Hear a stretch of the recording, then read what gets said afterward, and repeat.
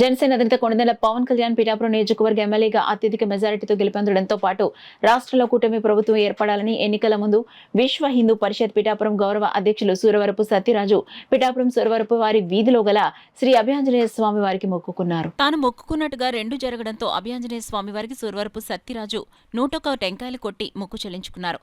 ఈ సందర్భంగా సూరవరపు సత్యరాజు మీడియాతో మాట్లాడారు. ఈ కార్యక్రమంలో రెడ్డెం భాస్కర్రావు, జనపరెడ్డి రాంబాబు, ఓగేటి మురళి, మల్లెడ్డి భద్రరావు తదితరులు పాల్గొన్నారు.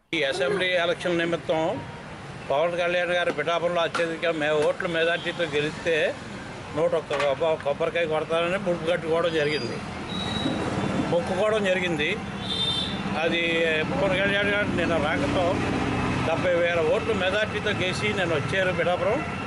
దానివల్ల ఇవాళ ముడుపు తీయడం జరుగుతుంది. దాని నిమిత్తం 101 కొబ్బరికాయకి మా ఆంజనేయ స్వామికి ముడుపు చెల్లించుకుంటున్నాం. అందరికీ మా ఆంజనేయ స్వామి ఆరోగ్యాలు ఇవ్వాలని, జనసేన వాళ్ళకి, టీడీపీ వాళ్ళకి ఆరోగ్యాలు ఇవ్వాలని, కార్యకర్తలను బాగా చూసుకోవాలని పవన్ కళ్యాణ్ గారు మిక్కిలి కోరి ప్రార్థిస్తున్నాం.